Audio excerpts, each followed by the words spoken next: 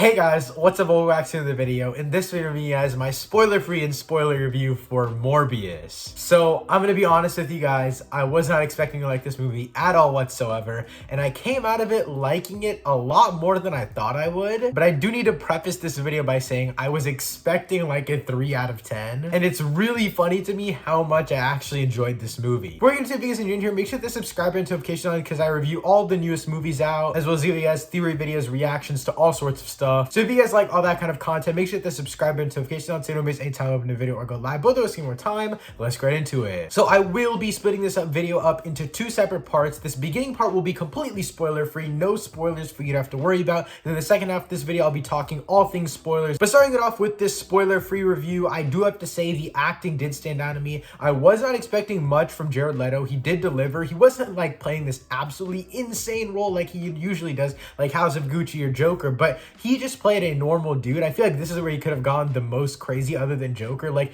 this is a human that turns into a vampire. You could go really crazy with the mental side of things, and he didn't really do that, but I didn't mind it. I actually enjoyed this performance a lot more than his recent ones. And then, as always, Matt Smith being in this movie, he was just phenomenal. He was so great. He is the villain. I'm not going to give away like his villain name or what he really does in this spoiler-free part, just because he's not really advertised for this movie, and he's advertised, of course, as the villain, but we don't really get much to know about his character in the advertising, which I really did like, because him being a surprise character in this movie was just so great, and it worked really, really well. And again, the hero-villain dynamic of this movie is straight up perfection, at least when I'm comparing it to movies like Venom and Venom Let There Be Carnage, which, to be honest, isn't that high of a bar. The hero-villain dynamic is still really, really good. I think it stands up to a lot of them in the MCU, and the direction that they went in with the villain's powers and stuff like that, I think it can be compared to a lot of stuff in the MCU, and I think it would be one of the better hero-villain dynamics in the entire MCU. But I do quickly have to mention before I get on to talk about the better stuff about this movie is, number one, the pacing is absolutely terrible. It is some of the worst pacing in any comic book movie ever, in my opinion.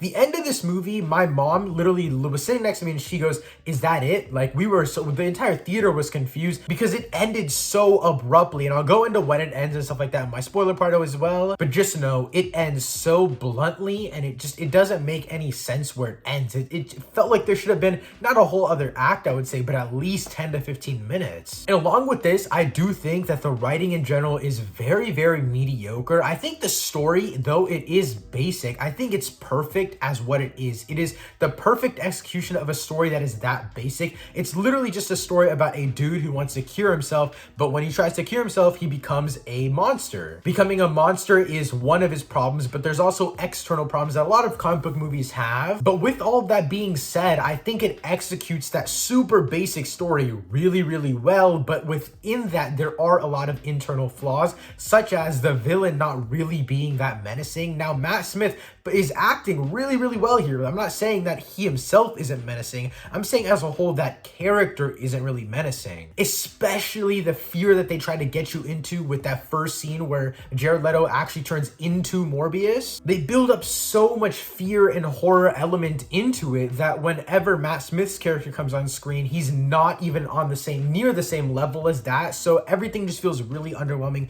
character-wise for him. And in general, speaking on the characters in this movie, they're very limited, but that's honestly what I do kind of find entertaining about this movie. It doesn't have to be some massive spectacle of a movie. It doesn't have to be world ending. It feels concise. It feels small. It feels like it's a one plot story, and I don't mind that. There's not a million subplots to go through. There's not a million characters you have to understand. You have to understand Michael Morbius. You have to understand Matt Smith's character, and then there's also like a side plot of a police investigation, but that directly correlates with Morbius and all of that kind of stuff. So it all combines really well. I just think it's too basic. And when I say it's too basic, I feel like the beginning hyped it up. It felt like there was a lot more that was going to happen, and then it ended up just, I guess, falling flat. I think another reason for this is that even though we only have like 4 or 5 general main characters, those general main characters outside of Michael Morbius and then Matt Smith's character, which I'm just going to keep calling him Matt Smith's character because I don't want to spoil who he is, and then as well as the love interest, those 3 characters are great, but the 2 detectives, they're pretty mediocre characters, and then other characters that we get glimpses at,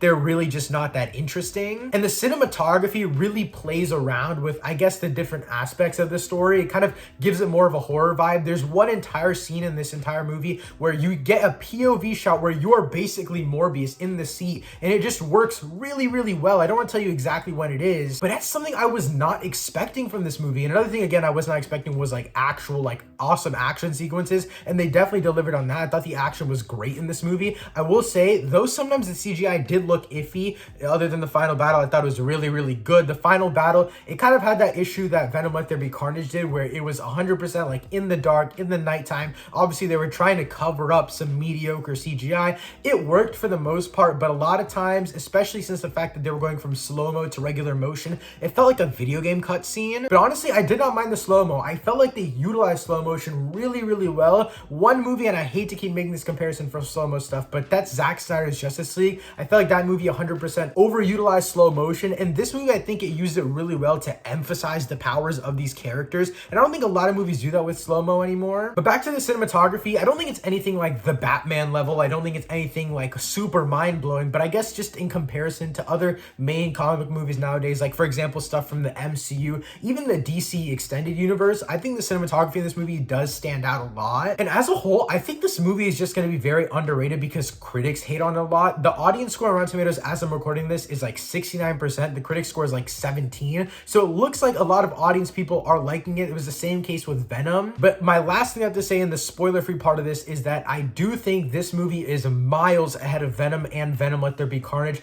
I think that this movie succeeds in every single aspect that Venom and Venom Let There Be Carnage didn't. But in order to explain this point, I do have to go into spoilers. So if you haven't already seen the movie, like this video and then come back to it later. But if you don't care about spoilers, here we go. So the reason why I say it's miles ahead of Venom and Venom Let There Be Carnage is mainly because of the relationship between our hero and our villain. Matt Smith's character and Jared Leto's character know each other since they were young kids, and that's obviously shown in the very beginning of the movie. If you've seen the movie, you know. And this is the first time in any of the three Sony Universe movies where the villain and the hero actually know each other, or honestly just interact before the final battle, and it works really, really well. You can actually feel the tension between these two characters, but one thing I will say is that the characters don't feel menacing towards each other, if that makes sense. It feels like there's tension in their personal relationship, but then once Matt Smith's character gets into his vampire form and then Jared Leto becomes an actual Morbius, the fight doesn't feel like it has any real weight. It doesn't feel like there's really any tension. And I also think a main reason for this is because this movie relies on montage sequences a lot. And this is where my biggest and most massive issue with the movie comes in. And this also has to do with the pacing of it, like I mentioned before. I couldn't go into certain details, but I can now. And I do want to say that there were certain parts of this movie, for example, when he first got his powers and he was kind of figuring out what he could do, and kind of this montage sequence of what are his powers, what are his ability sets. He's kind of documenting all of this since he's a scientist. And I did like that this movie went into the more sciencey aspects of stuff. A lot of comic book movies nowadays just glimpse over that aspect. I like that they went into that, but it did feel like there was so much missing from this movie, and that's when I really felt it. None of this tension is actually there though, because they're cutting through all of it. It's a montage, and then it's Jared Leto talking over it, which seems like it was done in post when they started cutting up and chopping up this movie. That is by far the weakest aspect of this movie, is just the tension. There's absolutely zero tension in most of this movie. The only real tension, again, that I felt was through Jared Leto and Matt Smith's acting, and that's not even slightly due to the story itself. That's just Jared Leto and Matt Smith being great actors, in my opinion. Like I mentioned before, the rushed ending, I did quickly just want to say that I thought the ending was